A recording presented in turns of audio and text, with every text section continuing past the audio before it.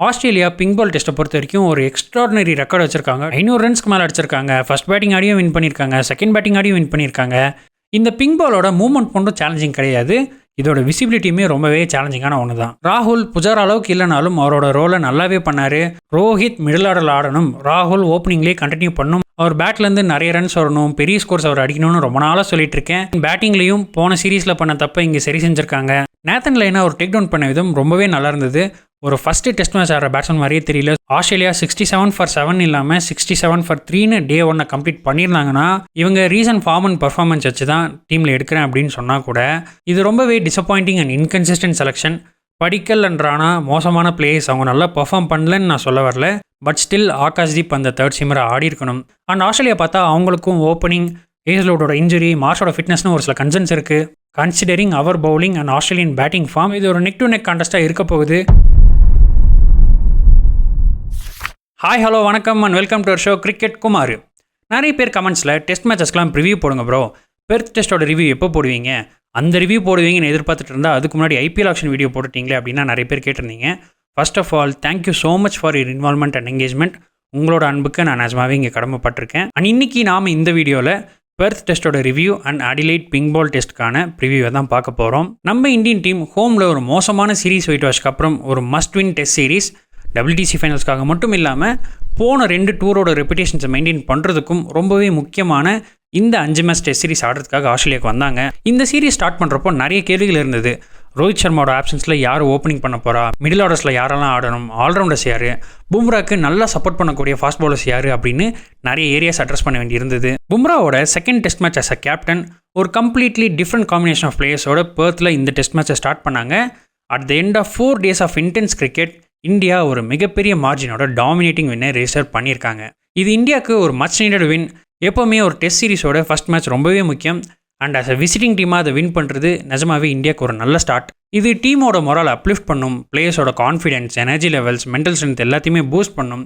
And at the same time இந்த வின்னோட நம்ம இந்தியன் பிளேயர்ஸ் கம்ப்ளசன்ட் ஆகாமல் சேம் இன்டென்ட்டை இந்த சீரிஸ் ஃபுல்லாக எடுத்துகிட்டு போனாங்கன்னா then we have a better chances இந்த சீரிஸ். இந்த ஃபர்ஸ்ட் டெஸ்ட்டில் நம்ம பிளேஸ்லாம் எப்படி பண்ணியிருக்காங்கன்னு பார்க்குறதுக்கு முன்னாடி இந்த பெர்த் பிச்சை பற்றி நம்ம பேசி ஆகணும். யூஸ்வலாக பெர்த் பிச் அப்படின்னாலே நமக்கு ஃபஸ்ட்டு தோன்றது அது வேர்ல்ட்லேயே ஃபாஸ்ட் அண்ட் பவுன்சி பிச். ஆனால் இந்த மேட்ச்சில் அது கொஞ்சம் ஸ்லைட்லி டிஃப்ரெண்ட்டாக இருந்தது. ஒவ்வொரு நாளும் ஒவ்வொரு மாதிரி இருந்தது. டே 1ல் நிறைய கிராஸ் இருந்தது. த்ரூ அவுட் த டே பால் கண்ணா பின்னான்னு சீமாயிட்டு இருந்துச்சு. டே 2ல் கிராஸ் எல்லாம் ட்ரை ஆகி பிச் ரொம்பவே ஃப்ளாட் ஆகி பேட்டிங்க்கு ரொம்பவே ஈஸியாக இருந்தது. டே 3ல் கிராக்ஸ் எல்லாம் ஓப்பன் ஆக ஸ்டார்ட் ஆச்சு. கிராக்ஸ் மேலே பால் பட்டு அன்இவன் பவுன்ஸ் இருந்தது. டே 4ல் நிறையவே அன்இவன் பவுன்சஸ் இருந்தது. கம்ப்ளீட்லி கான்ட்ராஸ்டிங் அண்ட் சேலஞ்சிங் கண்டிஷன்ஸாக இருந்தது. தேங்க்ஃபுல்லி அது நமக்கு சாதகமாக இருந்தது and we played some good cricket to win this game. அடுத்ததான் நம்மளோட பிளேயிங் லெவன் பார்த்தா வெரி இன்ட்ரெஸ்டிங் அண்ட் டிஃப்ரெண்ட் காம்பினேஷனோட போனாங்க. ராகுல் ஓப்பன் பண்ண வச்சாங்க. Padikkal at number 3. துருவ் ஜுரல் MCCயில் நல்லா ஆடினார். ஸோ அவரை மிடில் ஆர்டரில் கொண்டு வந்தாங்க. அஸ்வின் ஜடேஜாக்கு முன்னாடி வாஷிங்டன் சுந்தரை ப்ரிஃபர் பண்ணாங்க. ஆல்மோஸ்ட் அவர் ஒரு பேட்டிங் ஆல்ரவுண்டர் மாதிரி தான் எடுத்திருக்காங்க. தென் நிதிஷ் ரெட்டி அண்ட் ஹர்ஷித் ராணா 2 பேருக்குமே டெபியூ. நல்ல பேட்டிங் டெப்த் அண்ட் 5 பவுலிங் ஆப்ஷன்ஸோட போனாங்க. எல்லாருமே நல்லா பர்ஃபார்ம் பண்ணாங்க. Overall collective performance from them. But still Abhimanyu ஈஸ்வரனை ஓப்பன் பண்ண வச்சிருக்கலாம். டொமஸ்டிக்கில் அவ்வளோ கன்சிஸ்டண்டாக ஸ்கோர் பண்ணுற அவரை ஸ்குவாடில் எடுத்தும் அவருக்கு வாய்ப்பு கொடுக்காம கில் இன்ஜூர்ட்னு சொல்லி தேவதத் படிக்கலை கூட்டிகிட்டு வந்து நம்பர் 3ல் ஆட வச்சது கொஞ்சம் வருத்தமாக இருந்தது. படிக்கலும் டீசெண்டாக தான் ஆடினார். பட் என்னோட ஒப்பீனியனில் ஈஸ்வரன் ஓப்பன் பண்ணிவிட்டு ராகுல் நம்பர் 3ல் ஆடிருக்கலாம். இல்லை, அபிமன்யு ஈஸ்வரன் ஆஸ்திரேலியா கூட நல்லா பண்ணல, எங்களுக்கு நம்பர் 3 பேட்ஸ்மேன் தான் வேணும், படிக்கல் அதில் ஓரளவுக்கு நல்லா பண்ணியிருக்காரு அண்ட் ராகுலை நாங்கள் ஓப்பனிங் தான் ஆட வைப்போம், ஓப்பனிங்கில் எங்களுக்கு ஒரு நல்ல எக்ஸ்பீரியன்ஸ் பேட்ஸ்மேன் கண்டிப்பாக வேணும் அப்படின்னு சொன்னால் கூட Sai Sudharsan would have been a great option for number 3. இந்தியாவில் செஞ்சுரி அடிச்சிருக்காரு, இங்கிலாந்து கவுண்டி கிரிக்கெட்டில் அடிச்சிருக்காரு, சவுத் ஆஃப்ரிக்காவில் அடிச்சிருக்காரு, ஆஸ்திரேலியா ஏ கூடயே செஞ்சுரி அடிச்சிருக்காரு. ரீசன்ட் ஃபார்மை வச்சு தான் எடுக்கிறாங்க அப்படின்னா Sai Sudarshan should have made his debut. Dhruv Jurel அந்த மேட்ச்சில் நல்லா ஆடினார் அப்படின்றதுனால தான் அவர் 11th எடுத்தாங்க. அப்போது அந்த 2 மேட்ச்லேயுமே நம்ம இந்தியா ஏவோட ஒன்லி செஞ்சுரியனான சாய் சுதர்ஷனை இவங்க ஏன் எடுத்திருக்கக்கூடாது? அண்ட் பவுலிங்லேயும் அதே வருத்தம் தான். ஹர்ஷித் ராணா பார்டர் கவாஸ்கர் ட்ராஃபியில் வந்து டெபியூ பண்ணுறாரு.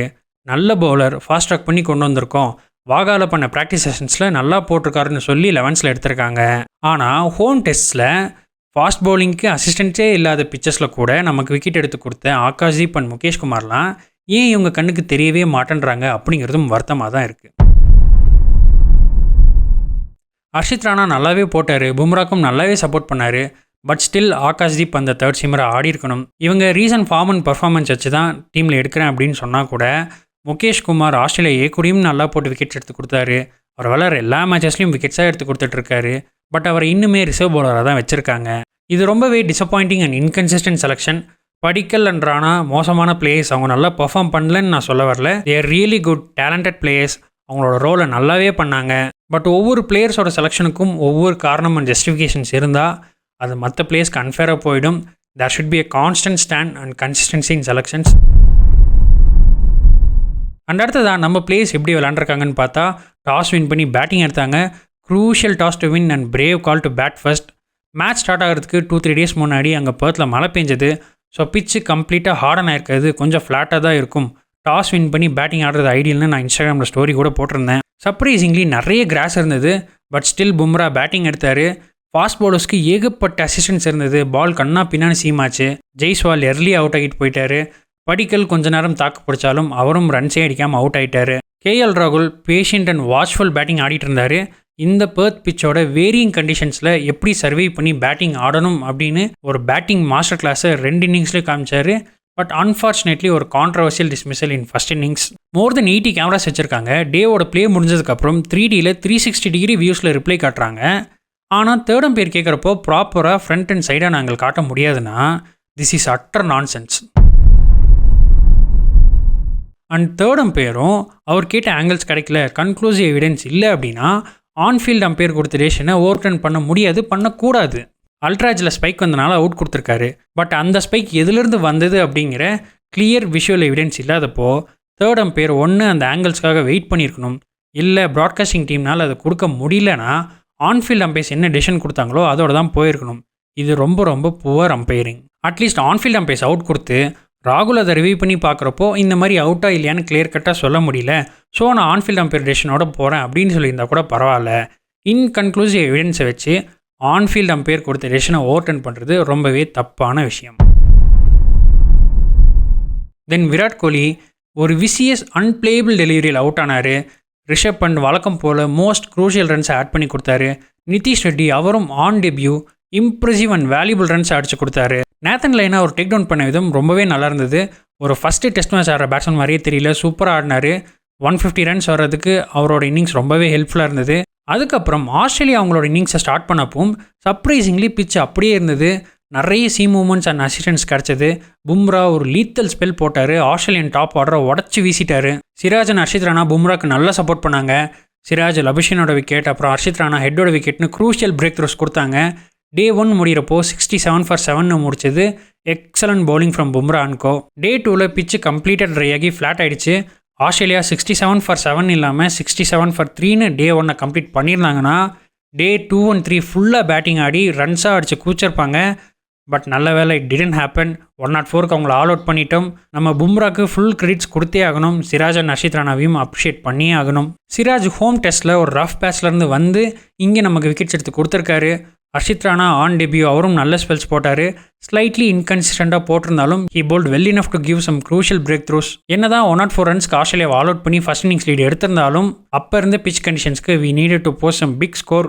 ஆஸ்திரேலியா எனிவேர் அரௌண்ட் 300 ஈஸியாக சேஸ் பண்ணியிருப்பாங்க.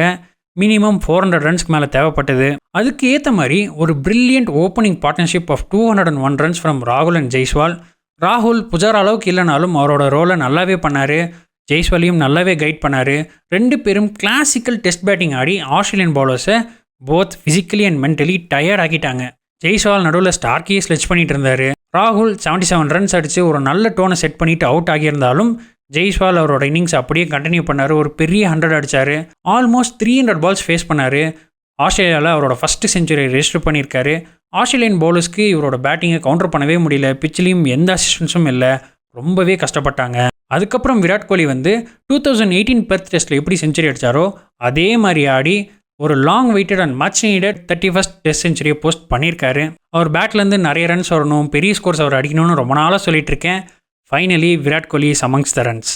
போன நியூசிலாந்து டெஸ்ட் சீரீஸில் நமக்கு வராதது இந்த டாப் 4ஓட கான்ட்ரிபியூஷன்ஸ் தான். பட் இந்த கேமில் 3 out of 4 top order batsman has contributed big. So that நம்மளால் பெரிய ஸ்கோர் அடிக்க முடிஞ்சது.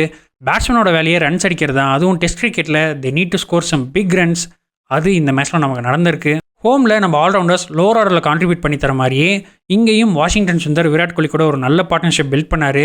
அதுக்கப்புறம் அகைன் நிதிஷ் ரெட்டி ஒரு குயிக் ஃபயர் 38 ரன்ஸ் அடிச்சு கொடுத்தாரு. 536 ரன் டார்கெட் செட் பண்ணதும் டாமினேட்டிங் பொசிஷனில் இருந்தோம்.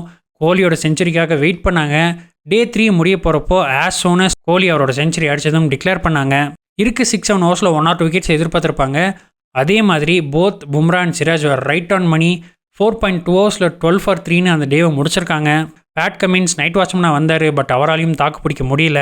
இந்த மாதிரி ஒரு டே முடியறதுக்கு 4 to 5 hours தான் இருக்குங்கிறப்போ ஒரு டீம் அவங்களோட இன்னிங்ஸை ஸ்டார்ட் பண்ணுறாங்கன்னா அது ரொம்பவே க்ரூஷியல் பேசேஜ் ஆஃப் பிளே. அந்த டே ஃபுல்லாக ஃபீலிங் பண்ணி டயர்டாக இருப்பாங்க. அவங்களோட எனர்ஜி அண்ட் கான்சன்ட்ரேஷன் ரொம்பவே கம்மியாக இருக்கும். பவுலர்ஸும் விக்கெட்ஸ் எதிர்பார்த்துட்டு வருவாங்க.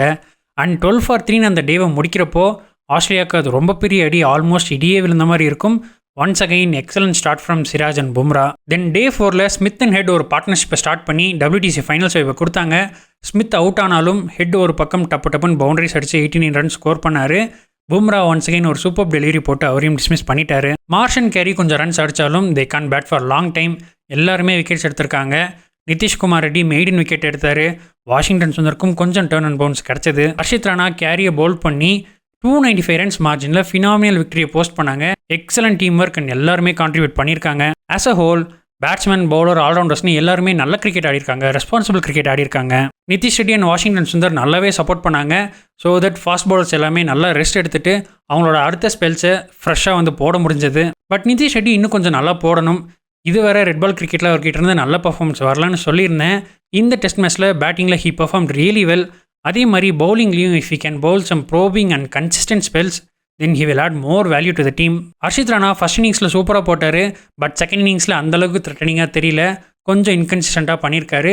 He need to hit some good areas to be more impactful. Siraj is amongst the wickets, அது ரொம்பவே நல்ல விஷயம். இதே மாதிரி இந்த சீரீஸ் ஃபுல்லாக போட்டு கொடுத்தாருனா நல்லாயிருக்கும். அகைன் பேட்டிங்லேயும் போன சீரீஸில் பண்ண தப்பை இங்கே சரி செஞ்சுருக்காங்க. Some patient, sensible and responsible batting ஆடிருக்காங்க. இது அப்படியே கண்டினியூ பண்ணாங்கன்னா ரொம்பவே நல்லாயிருக்கும்.